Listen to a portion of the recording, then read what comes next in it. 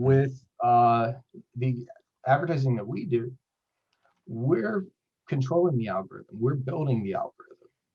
And we can typically hone things in even more because we might know more about like if we're getting a lot of like people that are coming through, but there's like some nuance that makes them not qualified to buy whatever we're selling, or there's something, we probably have an option within the massive amount of targeting options to fix that versus a black box that we Right. just kind of have to rely on.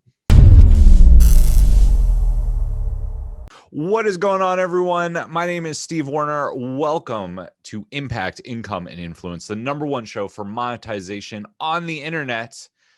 We are joined today by an amazing guest. Tim Dick grew up in Richwood, West Virginia, small coal mining town, no entrepreneurs, no entrepreneurial experience. In middle school, goes on to do six figures through he was getting checks in the mail, money orders in the mail. He's gone on to be a serial entrepreneur. Tim, welcome to the show. Thanks for having me. I'm happy to be here.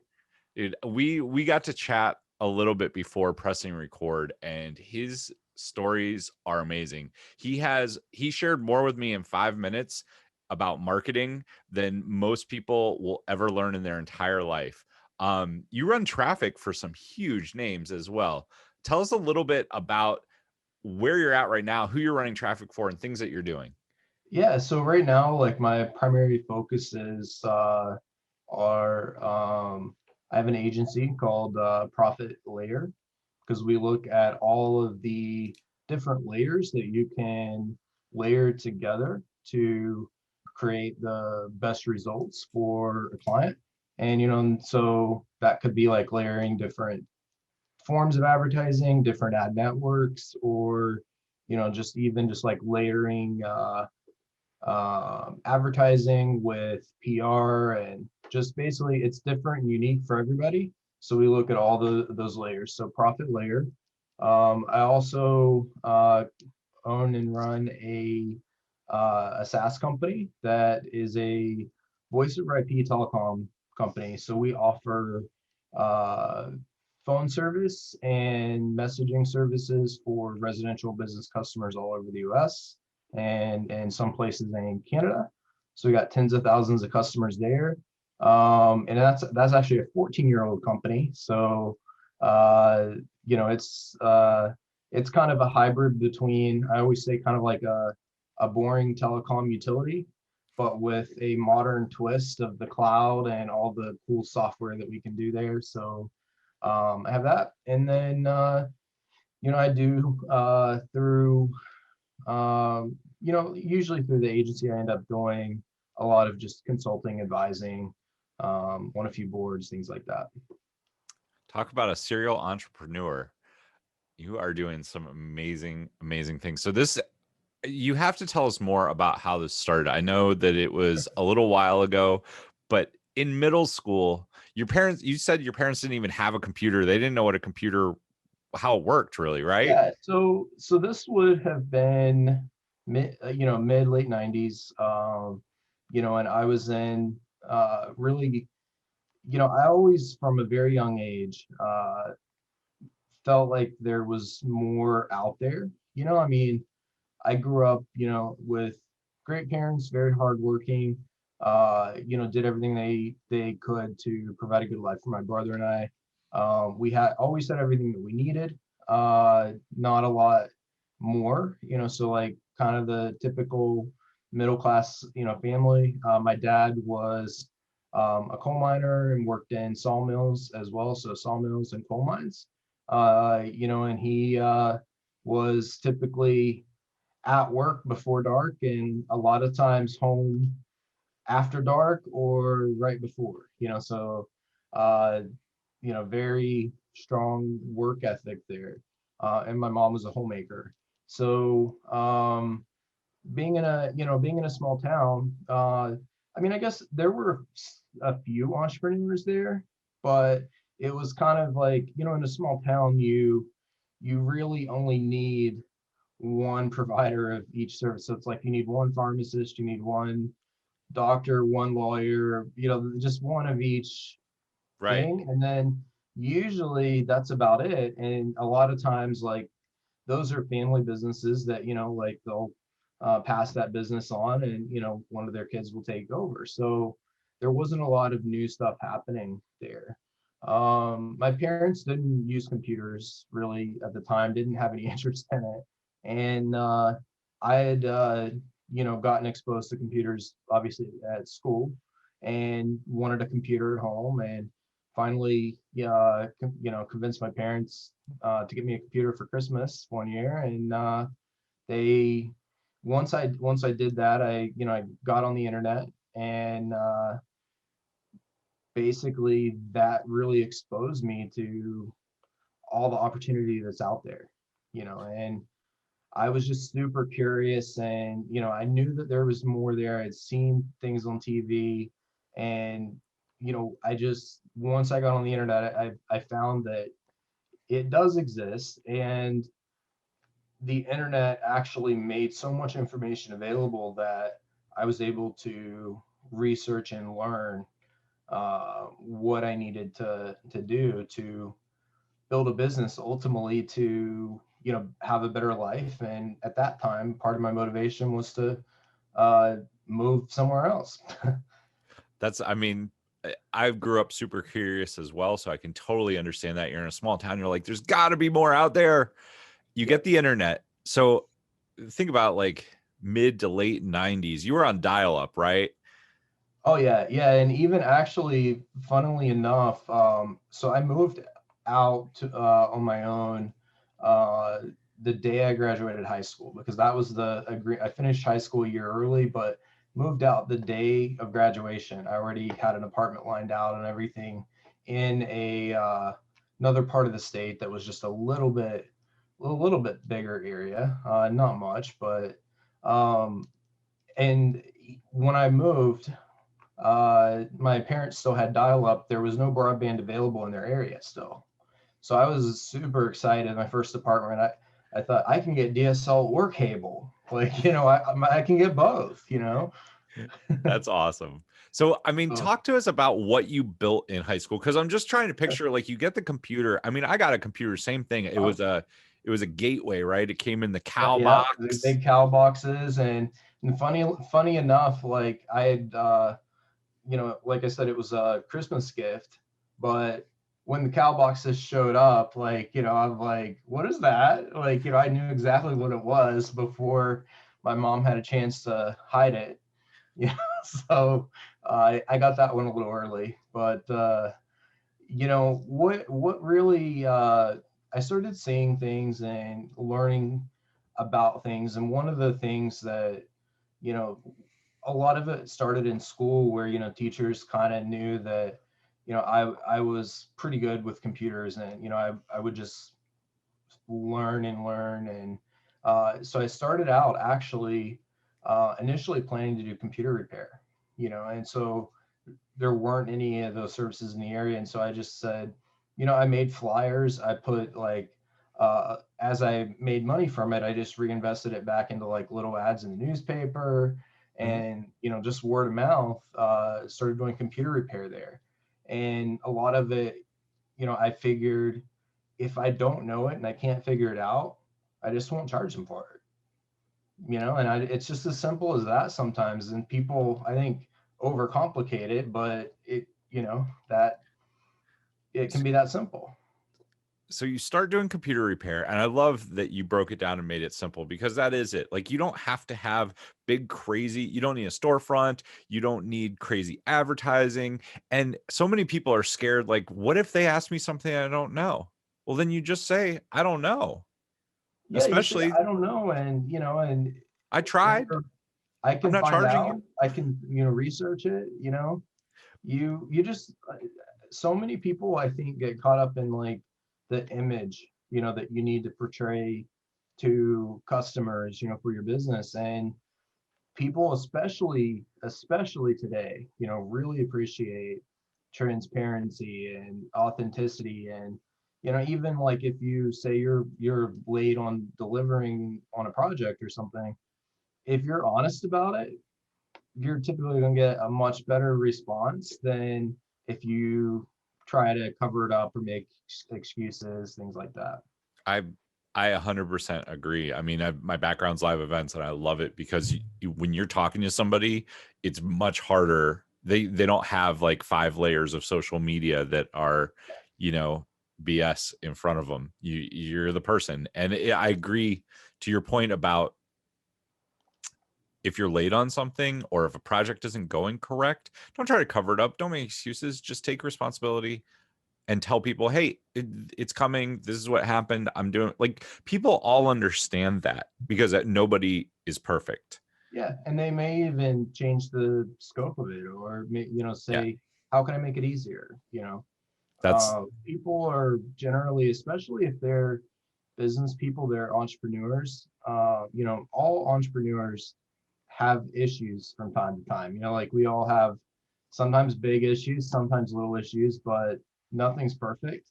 It's just a lot of people on the outside don't see those issues on the inside. And so a lot of entrepreneurs, they're used to that. And so when like another entrepreneur, has an issue or something, I mean, they can relate to it. They, yeah. and if they can't and they're super unreasonable, then probably not someone you want to work with. I mean, that's the second key, right? Like, Yeah. I remember the first time I fired a client, I was just like, you're not, you know what?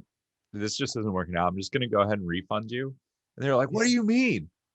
You know what? I don't, That's one thing. I've had situations like even with VoIP, my phone service, like we've had one customer that is just always insanely hostile and has all these random issues that are not real issues.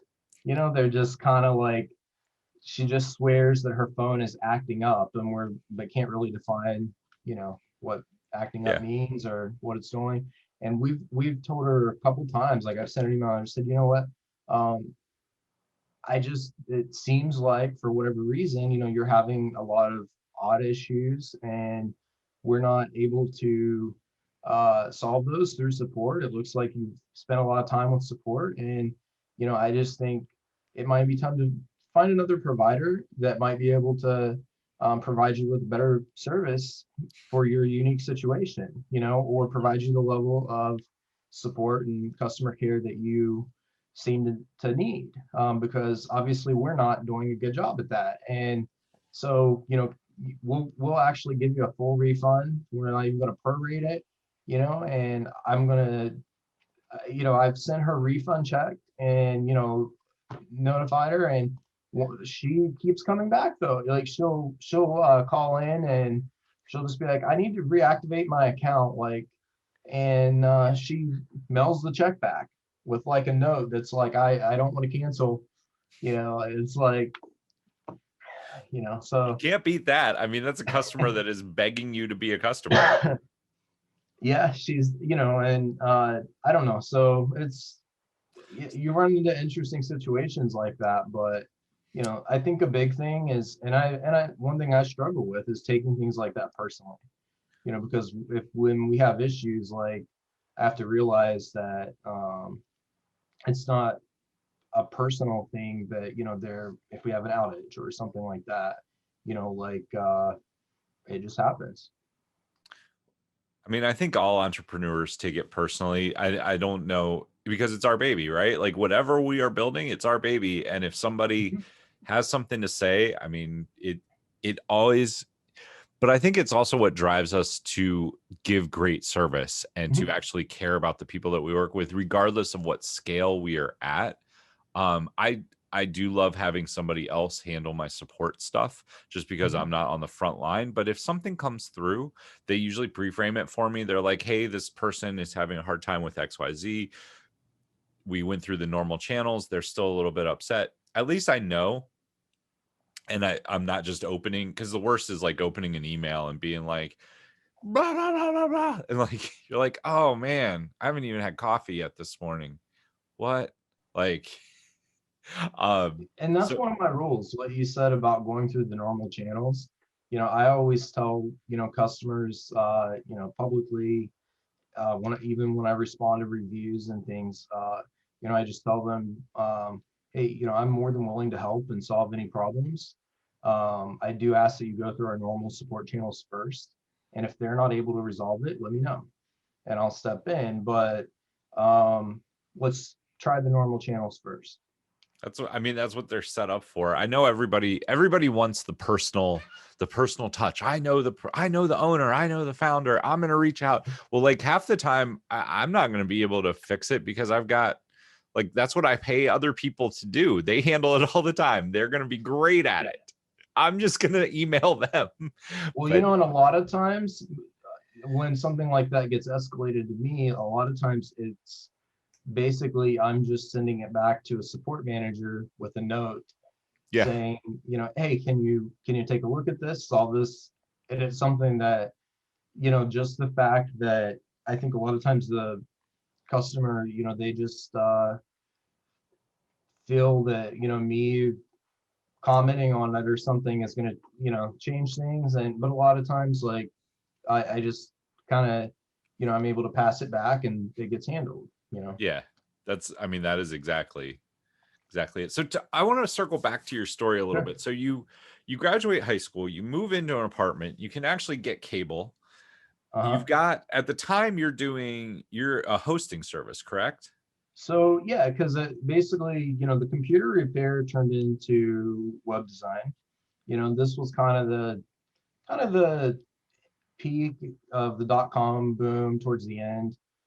So websites were still at a point where you could charge a lot of money for a single page that, especially if it had moving text or something, people would pay a ton of money. And then from there, I realized though that, I could charge a couple $1,000s for that easily. And so that was kind of the middle school. I was getting all these money orders and things in the mail, and my parents were like, I hope you're not selling drugs or something. I don't know what you're doing on that computer, but eventually it was like a snowball thing, and they kind of just had to accept it Right. because it's already going. And then, but I realized that, charging for a website, doing a website, that's fine. But I realized that, everybody needs web hosting, which for anyone who doesn't know, web hosting is basically like the server space that the website is on, and the server on the other end of that's connected to the internet that you connect to when you access a website. And so I realized that everyone has to have hosting and that has a website. And hosting is something that is a subscription service where you have to pay for it every month. Mhm. And that was kind of the next evolution where I really thought, it's great to be able to do these sites and everything, but I really like the idea of being able to provide a service where once it's set up for the client, they're just going to continue to pay monthly for it, and I don't have to continuously do any more work for it, unless obviously like customer service and things. So I started out by just on an industry message board, because we didn't really, message boards were more popular than social media type stuff back then. There were some industry message boards that were super active, and I got a reseller account for a web hosting company where I was basically kind of like allocated a chunk of space on their server. And I would set up my clients within that, and then eventually had enough where I leased my own server in a data center, and kind of just went from there with it. But I wanted to move out of West Virginia. West Virginia is, great place, great people, but I wanted to experience more and something new.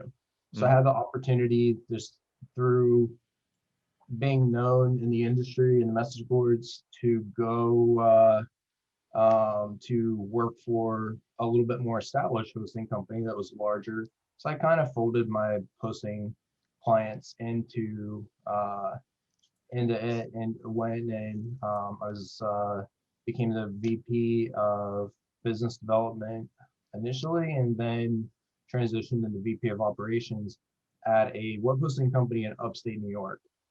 And so that was really the first experience that I was working for the company. I didn't own the company, and I didn't like that a lot. That was kind of a change, and the owner of the company and I didn't see eye to eye on a lot of things. And so, I knew after, I was there, I did get to move to upstate New York. So that was moving to New York from West Virginia was a nice change. It went really well. But after a while, I knew that I love the web hosting industry. I was getting uh, more well known in the industry, and I started getting offers from other web hosting companies trying to poach me basically. And I ended up meeting on a message board Brent, the founder of HostGator, and he's 3 years older than me, so we're pretty similar in age. But he had started HostGator from his dorm, and it had started just exploding, and in a good way. And he said, "Hey, do you want to move down to Florida and help me with HostGator?" And I flew down. We went to dinner one night. This was the first time we met in person. Went to dinner uh, with him, and then also his right hand man at the time, Lance, who's still a good friend of mine today. And we went to dinner, and then that night we ended up talking for like 8 hours straight, just into the morning at his house, like out. We were out in the patio just talking, and it's like, oh wow, it's like 5 a.m. Like, we probably should go. But we just hit it off. We had a lot of similar values. We looked at things in the same way. And so I moved down there, became part of HostGator. I was pretty much like the original operations person. We didn't really do a lot of titles. It was kind of a pick your own thing, but so I guess I was really the first COO, senior VP kind of role, and because I focused on the operational side of more the back end. So like, setting up the accounting, hired the first bookkeeper, first CFO, first HR team. Wow. Basically, the company was starting to grow, but it needed some of these pieces. And so, again, his right hand, Lance and I were basically his first, at that stage, we were his right hands and doing everything. We moved to Houston very quickly because we realized it was hard to hire in South Florida, and the cost of living was still really high. And so we did that, and he actually wanted me to start another company to help him diversify because he was reinvesting everything back into HostGator, doing amazingly well. He said, "Can you start another company? I'll give you all the money you need for it, and I want a minority stake in it. Go build something, and you can still be involved with HostGator, selectively as much as you want, like strategic stuff, but go build something." And that's where VoIPO came from. And so, he Awesome. invested the first $1 million in VoIPO because building a phone network is not cheap. And one of the main reasons that we went for VoIP was that not everybody needs web hosting, but everybody needed phone service. That's So, smart. and this was before the iPhone, before any of that. This was back, Vonage was really the only other major competitor. So started VoIPO then, and once it took off, I kind of phased out of HostGator, uh, and focused more on VoIPO. And so today, I still have VoIPO. We still have some customers that have been with us for over 10 years, and we just keep. It's a very telecom's a very stable service, and we keep trying to innovate with features and things like that. And that really, after running a company for that long, though, you do get a little bored sometimes. And so that's what led to me getting into the marketing world. And I've always, looking back, I've always been a marketer. I just maybe didn't realize it, because getting clients, Yeah. even as a teenager, I was marketing and learning marketing. I just didn't realize it. And so that's when I launched Profit Layer to do marketing, management, and consulting, just really to have more variety, because VoIP is great, but uh, I like to experience new things, new industries, play with things, but I don't want to launch brand new companies in all these industries. Right. So that career path is really fascinating to look at. I want Just because we only have a few minutes till we're going to be called back in, I want to touch on what you're doing in marketing, because so many people that I talk to, like I had a Facebook ads agency that I ran Yep. for several years. Like you're doing stuff that is outside of that box by quite a bit. So talk to us a little bit about what you do, where the impotence came from to Mhm. start it, and like share a few best practices, because it's when we were talking before pressing record, there were some pretty cool things that you're up to. Yeah. So one of the biggest things is I feel like a lot of people, stick to one or two main forms of advertising. When it comes to online advertising, usually it's Facebook ads. We have so many people that come to us with Facebook ads and say, if my Facebook ads account gets suspended or their algorithm changes a lot or something happens, then I'm kind of screwed, because that's the only advertising that I do. So Facebook definitely works. It's effective. Google works. Google ads, YouTube ads, all that works. And then there are other ad networks that are out there that are maybe a little lesser known, because they're targeted towards uh, certain types of businesses, or there's also just kind of like the native and programmatic world. And the native and programmatic world is something that a lot of people don't completely get, but basically think of it as, Facebook and Google make up a chunk of the internet, but there are I don't know the number, but there are a lot of other websites on the internet. That's a very small part. And Right. almost every website on the internet has ads on it, usually banner ads and things like that. And so there there's things that you can do, like with programmatic and native advertising, where you put banners on the rest of the internet, on those sites. And it's like, even though you may be on sites that are like, super high traffic sites like ESPN, or like a major news site, or the Wall Street Journal, or some of these sites, they pretty much all tie into a few core ad networks that to monetize their site. And so you can go in and basically use targeting to show your ads on those sites, like banner ads or text ads, things like that, to people based on the criteria that you want. And there's like all these data providers out there that you could pull in, people that, maybe they have a certain profession, they live in a certain area, they are loyal to certain brands, you know, like even the cable companies sell data, where it's like, is someone impulsive or not? Because you might want to have an offer that's different for someone that's impulsive, or someone that is methodical and they're going to research. The cable companies know that, because they found that some people fast forward and skip around and then Right. watch a little bit of everything. Some people will not go out of order, and watching episodes in a series or something. So there's all this stuff that you can get, and it's a lot of people get scared by that. They're like, everything's tracking me and stuff, and it's like, there's a lot of tracking out there. Another version of that is using like a grocery store Swipe savings card. card, like a Yeah. Kroger card or something, Uh, and all this data is out there, but it's anonymized. So it's not like we can generate a lead list or something, or we can't look someone up.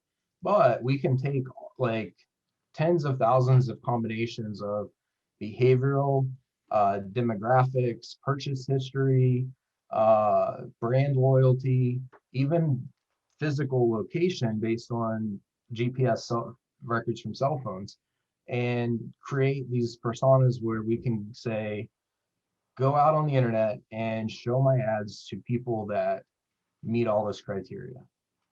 And it's actually fairly inexpensive. It's usually actually more inexpensive than Facebook.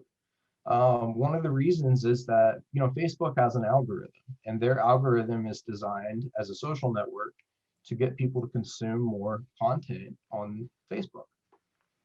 With the advertising that we do, we're controlling the algorithm, we're building the algorithm.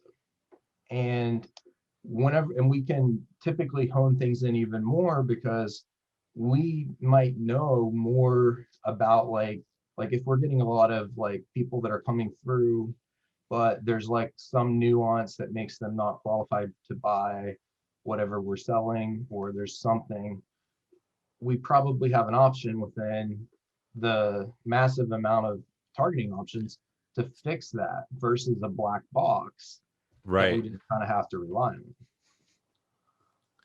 That's, I mean, you were telling me that like I always thought the Facebook options, right, that you have, Mhm. you could do targeting pretty well. And you're like, oh, this is way, way better than Facebook targeting. Oh, yeah, it's like, I mean, I'm talking like super detailed, like because there are certain things, like here's a big one, is like purchase history. You know, like this, if you have, like, say you're targeting, you have an offer that is for very affluent buyers. You could target things like if they've purchased certain brands of products, or they physically are in yacht clubs or, you know, different venues and stuff, then you can use that for targeting to show your ads to them. And the thing is, they're going to see your ads all over the internet, like on various sites. So it's like, it also is kind of that omnipresence situation where, you know, you start popping up everywhere. And most people are familiar with when you go to a website, you start seeing it all over, and that's called retargeting. But, you know, in a way, this is very similar, except instead of them going to your website or interacting with your page or something along those lines to get targeted, they're being targeted based on behavioral, psychographic, demographic, all that. And you can also take lists and analyze them. So if you have like a list of your best customers, you can analyze them and figure out the most obscure things sometimes, I can say with VoIPO, one example with VoIPO that we kind of knew, but, you know, running it through, that's what really validated some of this technology for me, because whenever we ran our customer list through, it said, you know, your customers have an affinity for oldies music and some of these different traits, and we do have a lot of seniors, you know. So I thought, well, that's pretty accurate. So by incorporating that into your marketing, you can get hyper targeted and, um, you know, really just access the rest of the internet beyond the major platforms.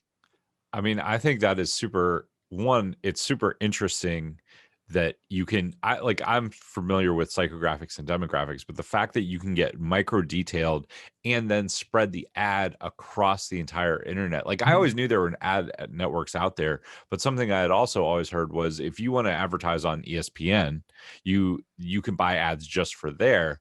I didn't think about the way that it would work around the entire internet and follow people around. I mean, I guess I always kind of knew it, but Mhm. it's interesting to hear how the back end works. And I think we're going to see a lot of in the coming years, we're going to see more people move towards those ad networks just because Facebook is becoming kind of the Facebook mafia. Yeah, Um, and you know, it's the same thing. Even a lot of people are surprised to know that even on like a lot of TV stuff now is household based. So you may see different commercials than your neighbors watching the same show. that you know, like because I've that's a targeting option for us. And, well, I you know know, like, Amazon. yeah, Amazon. I know Amazon does that. I know Netflix does that. Like, but it's even like across the cable. That's interesting. I mean, they're being smart because why show ads to things that people aren't going to buy? You want you Yeah, and that's the thing. Like people get so, they're like, this is really freaks me out, and I don't like all this. But the thing is, it's all of it is anonymized. Like there's a lot of protection, and it's not like any company is selling like a list of names. I can't pull you up in a database and see like what brand of ketchup you buy, but I might be able to target and show an ad to people that buy that brand. right. That's well, that's the important. I've had that discussion with my mom and my aunt and my dad and like all these people who are super freaked out, but I'm like, it's all anonymous. They're just Mhm. they're able to, it's showing you things that you would like, which And honestly, it's better for yeah, the customer. yeah, exactly. I would rather see things that I'm interested in or likely to be interested in than just random stuff. So Well, Tim, it has been awesome having you on. I'm sure we could go on and talk for another hour about this stuff, but I want to give you a chance. If people are interested in this and they're listening, they're like, man, I want to do something like that. Where can they find you? Where should they reach out to you? yeah, if anyone wants to explore possibilities for that, they can go to profitlayer.com, which is my company, Profit Layer. And that's basically, we look at all the different layers that we can put together to create the best results. They can also find me on social media, Timothy Dick, on LinkedIn, Facebook, Twitter, pretty much any social media platform, or timothydick.com has links to all of those. Awesome. Well, Tim, thank you so much for sharing. It has been a pleasure to chat with you. Maybe we'll have you on again. Absolutely. It was, yeah, it's been great talking to you. And yeah, I'd be happy to come on and get dive a little deeper into that and answer some questions. Awesome. To everybody listening, I know you got a ton out of this. Make sure you go check out Profit Layer, connect with Tim all over social media. Until next time, take action, change lives, and make money. We'll see you soon.